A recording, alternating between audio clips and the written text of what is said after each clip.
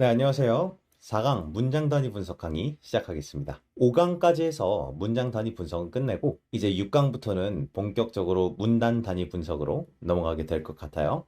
오늘은 3강에서도 드문드문 언급이 됐었던 같은 말 찾기 중심으로 연습을 더 진행을 해보도록 하겠습니다. 지문에 들어가기 앞서서 같은 말 찾기에 대해서 간단하게만 정리를 해보려고 합니다. 3강에서 리스트를 간단하게 정리하겠다고 했었죠. 읽기에서 가장 기본이 되는 단 하나의 태도를 꼽으라면 쌤은 주저없이 이 같은 말 찾는 능력을 꼽을 겁니다. 자, 같은 말 찾기. 첫 번째는 정의입니다. 직전 퀴즈와 저번 강의에서 다뤘던 문장을 잠깐 빌려오면 범죄는 구성 요건에 해당하고 위법하며 유착한 행위라고 정의된다. 정의된다, 정의한다 라는 이 표현들이 노골적으로 나오는 경우입니다.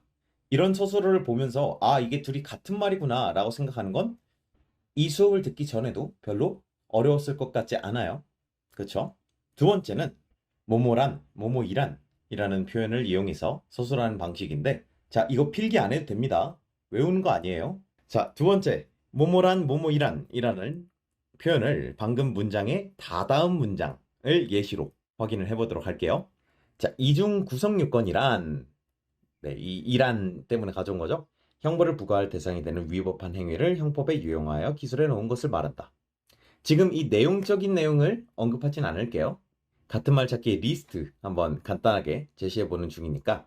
그런데 이 문장에 대해서 잠깐 멈추고 혼자 그 간단하게 명사 단위로 뽑아내는 연습 있잖아요. 그거를 꼭 해봤으면 좋겠어요. 나중에 한번 이 지문은 통째로 볼 거라서 그때 한번 해설을 하겠지만, 먼저 한번 이 구성 요건의 정의가 형벌을 부과할 대상이 되는 위법한 행위를 형법에 유용하여 기술해 놓은 것을 말한다. 아, 그렇구나 하고 대충 넘어갈 수밖에 없는 문장처럼 길고 정리가 안 돼요, 내용이.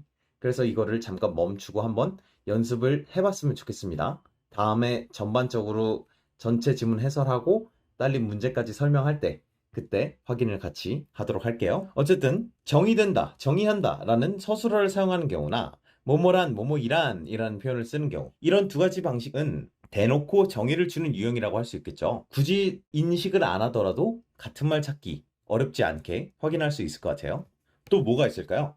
우리가 어려운 문장 한 번 읽고 튕겼을 때 어떻게 하자라고 했었죠? 방금 얘기했듯이 뭐뭐는 뭐뭐다, 이런 식의 꼴을 제시를 했었죠. 뭐뭐는 뭐다라는. 이 틀에 꼭 갇힐 수는 없다고 얘기했어요. 그쵸? 여러 예문을 통해서 항상 뭐는 뭐다라고 뽑아지진 않는 경우가 있었죠. 그리고 목적어가 뭐 너무 중요해가지고 요약하더라도 그게 꼭 들어가야 하거나 하는 경우도 있고.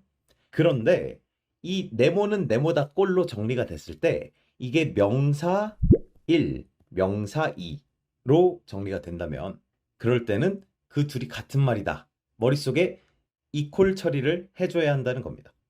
당연히 같은 말이 되겠죠? 예를 들어 볼까요? 소크라테스는 사람이다, 사자는 동물이다, 이런 식으로 명사는 명사다로 정리가 될 수 있는 문장이라면 당연히 둘은 같은 말 관계가 됩니다. 아, 선생님, 이게 소크라테스가 사람입니까? 당연히 소크라테스는 사람인데 사람이 소크라테스는 아니지 않나요? 포함 관계 아닙니까? 당연하죠. 모든 사람이 소크라테스가 아니죠. 모든 동물이 사자가 아닌 것처럼. 같은 말 찾기는 정말 정의 그 자체를 찾아내는 게 아니에요. 이 지문에서만큼은 같은 말인 그걸 찾아내는 겁니다. 머릿속에 추상적이거나 너무 거대한 내용, 따로 노는 정보들을 한데 묶어내는 능력을 기르기 위한 사고인 거예요. 네 번째, 저번 강의에서도 봤었는데 관형사형 전성어미 하면서 설명을 했었던 내용이 있어요. 화작 선택자이거나 아직 문법 내용을 정리하지 않아서 불편하게 다가올 수도 있습니다. 자, 관형사형 전성어미는 별거 없습니다. 먹다, 달리다 이런 동사가 있죠. 먹다의 이런 기본형이 먹는, 먹을, 먹은 이렇게 바뀌는 이 부분들이 어미예요. 그리고 이렇게 수식할 먹을 빵, 먹을, 먹은 밥, 이런 식으로 수식할 명사가 기다리게 되는 이런 상태를 얘기하는 거죠. 네, 여기서 이게 중요한 거는 뭐뭐인, 뭐뭐라는을 일단은 강조를 할 겁니다. 물론 하는, 는, 뭐 여기 나왔던 은는, 던을 이런 애들 자주 나오는데 뭐뭐인과 뭐뭐라는 이거만큼은 좀 적어 놓는 게 좋을 것 같아요. 정말 정말 자주 나옵니다. 앞으로 항상 주의 깊게 볼 거고 생각보다 정말 자주 나와요. 뭐뭐인, 특히 뭐뭐인이라는 표현 반드시 좀 기억을 해주면 좋을 것 같습니다. 같은 말 찾기에서 중요하다는 얘기예요. 이따가 예를 들어서 한번 보도록 하겠습니다. 두 번째, 즉, 곧 뭐뭐와 같은 이라는 표현입니다. 이 세 가지 표현도 기억을 좀 해주면 좋을 것 같아요. 예시로 자주 볼 거니까 예문 없이 일단 넘어갈게요. 세 번째는 예시를 통한 같은 말입니다. 이게 왜 중요하냐? 왜 예시를 머릿속에 넣어야 할까? 예시를 왜 줄까요? 지문에서. 어렵기 때문이겠죠. 문장에서 하고 싶은 말이나 아니면 새로운 용어를 당신들이 모를 거라고 생각하기 때문이에요. 설명하는 거죠, 구체적으로. 이 단어는 이 지문에서는 이런 뜻으로 쓴 것이다. 이 지문에서 사람은 일단은 소크라테스로 이해하면 적절하다. 이런 식으로.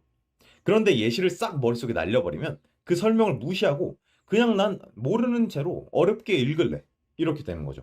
그래서 예시가 나올 때 특히 어렵거나 처음 보는 용어에 대한 예시라면 그 예시를 기억하고 용어가 나올 때마다 예시를 대입해서 읽어준다면 훨씬 지문이 쉬워지는 것을 경험할 수가 있게 될 겁니다. 네, 이 정도로 리스트를 정리를 해봤어요. 외우는 거 아닙니다. 같은 말을 찾아봐야지 라는 태도로 충분합니다. 계속 같이 연습을 할 테니까. 그럼 한번 같이 여러 가지가 같이 나온 문장을 통해서 연습을 좀 해보겠습니다. 자, 화면에 이렇게 한번 간단하게 정리를 따로 좀 했어요. 수능 지문입니다. 지금 녹화 시점에서는 최신 수능이라고 할 수 있는데 왜 이렇게 처음부터 예문부터 어렵습니까? 하면 이 강의를 처음 제작할 때는 한 4등급에서 6등급 친구들이 국어를 편하게 접근할 수 있게 그리고 좀 더 효과적으로 그리고 실질적으로 도움이 되는 강의를 제작하겠다라는 생각이었지만 지문이 어려운 걸 어떻게 해요? 쉬운 것만 할 수는 없잖아요. 수능은 어려운데. 그래서 일부러 지금 예문들을 난이도를 조금씩 높여가는 방향으로 그래서 수능 같은 애들도 다 가져오고 있는 거예요. 노력합시다. 다 할 수 있어요. 다 똑같습니다.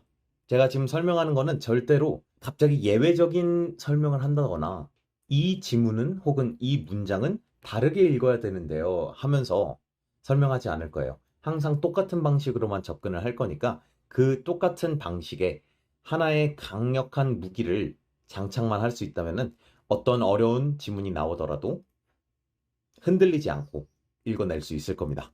자, 잠깐 멈추고 같은 말 찾기 방금 제시했던 여러 가지 같은 말 찾기의 유형들이 있잖아요. 그 중에 이 지문에서 지금 여기 보면은 한 문장, 두 문장, 세 문장이네요. 그쵸? 세 문장에 나온 이 내용들을 읽으면서 머릿속에 막 내용을 넣을 필요 없어요. 이해가 안 되거나 이런다고 막 불편해하지 마세요. 어차피 너무너무 어려운 지문을 가져온 거니까. 좀 유명한 지문이죠. 해겔의 변증법 지문. 네, 내용보다는 지금 우리 같은 말 찾기에서 표현될 수 있는 걸 찾는 거. 여기에만 집중해서 한번 찾아보도록 합시다. 잠깐 멈추고 생각해 보세요. 자, 생각을 해봤나요? 지금 여기 일부러 볼드체를 해놨는데 네, 얘네 둘이 나온다 이런 식으로 좀 힌트를 준 건데 네, 처음부터 눈치챈 친구들이 있을지 모르겠네요. 자, 같이 한번 볼게요. 즉, 세계의 근원적인 선생님 이거 이거 네, 이거는 이제 앞부분 앞문장 제가 앞문장을 잘라버렸죠, 그렇죠? 앞문장이랑 같은 말이다라는 뜻인 거예요. 앞문장이 좀 어려웠지 않을까 생각이 듭니다. 자, 즉 세계의 근원적 질서인 네, 이 인이라는 표현 잡았어야 되는 거죠. 즉 세계의 근원적 질서인 이념의 내적 구조도 이 내용이 지금 머릿속에 들어올 리는 없지만 이 둘이 같은 말이구나라는 거를 우리가 찾는 이 연습을 지금 오늘 거의 하루 종일 할 겁니다. 근원적 질서랑 이념의 내적 구조는 같은 말인가 봐 라고 생각하는 거죠. 그래서 이념이 시공간적 현실로서 나타나는 방식도 변증법적이기에 이념과 현실은 하나의 체계를 이루며 이 두 차원의 원리를 밝히는 철학적 논증도 변증법적 체계성을 지녀야 한다. 네, 일단 여기서는 근원적 질서인 이념의 내적 구조라는 이 부분을 찾았으면 될 것 같아요.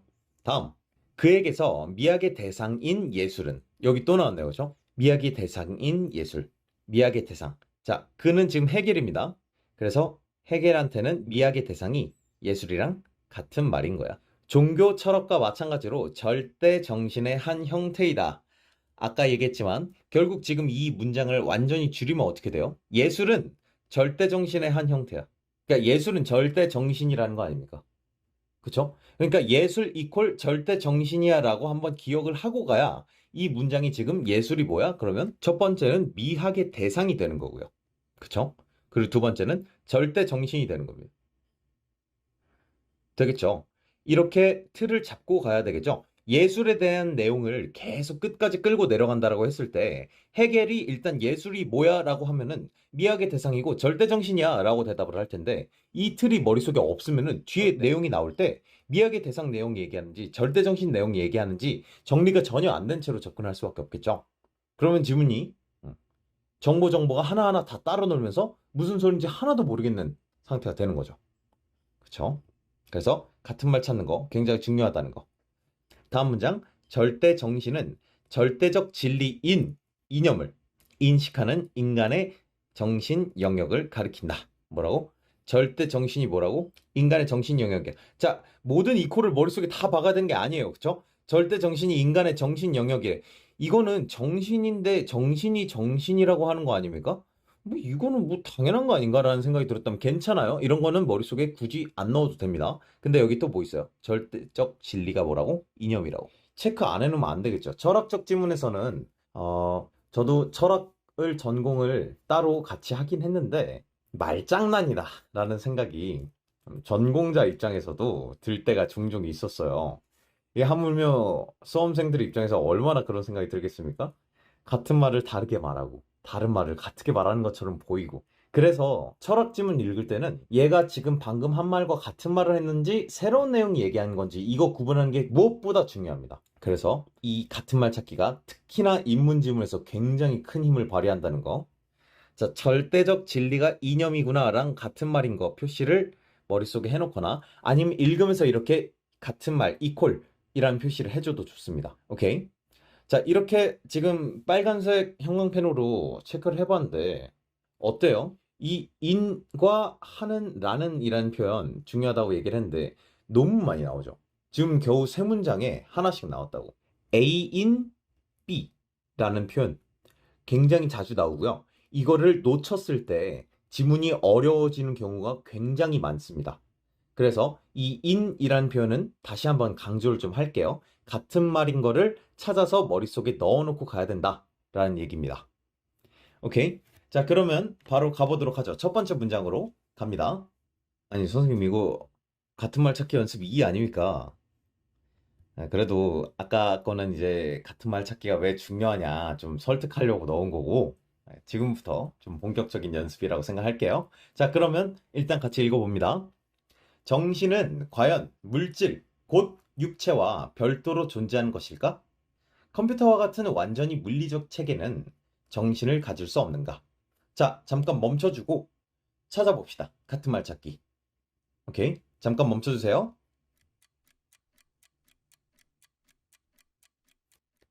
네, 해봤나요? 아까 즉, 곧 뭐뭐와 같은 이라는 부분 얘기를 강조를 했었는데 네, 그 두 개가 동시에 나왔던 문장입니다. 곧과 뭐뭐와 같은 이라는 두 개의 표현. 자, 물질 이퀄 육체. 선생님, 물질은 육체가 아니잖아요. 이 지문에선 그렇다고. 이 지문에서 그렇기 때문에 물질이 들어간 문장이 선택지로 바뀔 때는 육체로 바뀌어서 나올 수가 있다는 거예요. 오케이? 그러면은 내가 만약에 물질과 육체가 같은 거다라고 머릿속에서 안 넣고 있다면 그 선택지 처리가 어려운 거예요. 지문으로 돌아가서 그 문장을 확인을 했는데도 물질과 육체가 같은 거니까 이게 둘이 바뀌어서 변주되었구나라는 인식을 못 한단 말이죠. 오케이? 자, 그래서 이 지문에서는 물질과 육체가 같은 건가 보다 라는 생각. 그리고 이 지문에서는 완전히 물리적 체계라는 말이 나올 때 컴퓨터와 이퀄 처리를 해줄 수 있다면 좋겠습니다. 오케이? 자, 완전히 물리적 체계라는 표현이 편합니까? 컴퓨터가 편합니까? 당연히 컴퓨터가 편하죠. 그쵸? 왜? 우리가 이렇게 추상적인 내용이 나오면 당연히 머릿속에서 기억이 잘 안 나요. 왜? 정확하게 구체적으로 어떤 형상이 머릿속에 그려지지가 않기 때문입니다. 이거는 기억력적인 차원에서 당연한 거예요. 근데 컴퓨터는 머릿속에 바로 상상이 가잖아. 자, 컴퓨터로 치고. 그쵸? 그래서 내 머릿속에서 완전히 물리적 체계라는 표현을 컴퓨터로 대체해서 읽어준다는 거. 그리고 물론 당연히 컴퓨터가 나올 때도 아, 얘는 완전히 물리적 체계였었지 라고 머릿속에, 그쵸? 그리고 이렇게 둘이 계속 바꿔서 읽어주는 이 연습을 해주는 겁니다. 이 연습이 완전해졌을 때 지문이 굉장히 쉬워질 거예요. 왜냐면 나는 지금 그 전까지는 이 컴퓨터가 나오는 문장과 완전히 물리적인 체계라는 내용이 나오는 문장을 따로따로 정보를 처리했었는데, 이 둘을 같은 말로 취급하면서 두 문장이 혹은 두 덩어리의 정보가 한 정보로, 한 문장처럼 들어올 수가 있기 때문입니다. 당연히 두 개 기억하는 것보다 한 개 기억하는 게 편하겠죠. 오케이? 네. 그래서 다음 문장으로 한번 또 넘어가 볼게요. 자, 일단 같이 읽겠습니다. 어떤 프로그램이 실행될 때 컴퓨터 운영체제는 실행할 프로그램을 주 기억장치에 저장하고 실행 대기 프로그램의 목록인 작업큐에 등록한다. 잠깐 멈추고 찾아봅시다. 네, 찾아봤습니까? 지금 이 지문은 딱 봐도 기술 지문이죠, 그쵸? 프로그램 나오고 컴퓨터 나오고. 요즘은 이제 기술 지문에서는 컴퓨터 프로그래밍이 나왔을 때 굉장히 어려운 난이도를 보편적으로 갖는 것 같아요. 자, 지금 이거 결국 작업 큐라는 거를 머릿속에 넣고 가자라는 얘기예요. 여기선 또 어떤 표현이 나왔습니까? in. 그쵸? 이게 정말 자주 나와요. 지금 몇 번째 얘기하는 거야, 그쵸? 뭐뭐뭐뭐 in 뭐라는 표현 너무너무 자주 나오고, 이거를 우리가 같은 말로 처리해줘야 된다는 거 계속 강조합니다. 그래서 작업 큐가 뭐야? 작업 큐는 실행 대기 프로그램 목록이야. 오케이? 작업 큐가 이 지문에서 이후에 한 8번 이상 나옵니다. 작업 큐, 작업 큐, 작업 큐 거리면서. 기술 지문에서 처음에 용어 파악이 안 되면 뒤에서 그 과정을 서술을 하는데 그 과정이 전혀 머릿속에 안 잡혀요. 그래서 이게 무슨 뜻인지 처음에 잡는 게 굉장히 중요합니다. 이 같은 말 찾기가 기술 지문에서는 이런 식으로 작동을 하겠죠. 자, 그래서 작업 큐가 일단 뭐다? 실행 대기 프로그램의 목록이다. 아, 근데 너무 길어, 그쵸? 자, 짧게 좀 요약을 해보죠. 실행 대기 프로그램의 목록. 이거 요약하면 어떻게 될까요? 대기 목록 정도로 요약할 수 있지 않을까요? 아, 프로그램이 중요한 거 아닙니까? 하지만 이 지문에서 프로그램이란 말은 계속 나오죠. 이거를 복습하지 않더라도 지문에서 문장들이 계속 복습을 시켜줍니다. 그래서 작업표는 대기 목록이야 라고 머릿속에 딱 처리를 하고 그 뒤에 나오는 정보들을 딱 연결을 시켜주면 대기 목록에 저장을 하는 상황이구나, 대기 목록에서 빼오는 거구나, 이런 식으로 편하게 읽을 수가 있다는 거죠. 작업 큐가 뭔지가 머릿속에 정리가 안 돼버리면 작업 큐가 들어간 문장이 다 붕 뜨게 돼요. 그리고 머릿속에 전혀 기억이 안 남게 됩니다. 아시겠죠? 자, 다음 문장 또 한번 가볼게요. 자, 이 지문은 아마 우리가 여러 번 봐가지고 익숙할 수도 있는 내용인데 어쨌든 같이 한번 또 읽어보겠습니다.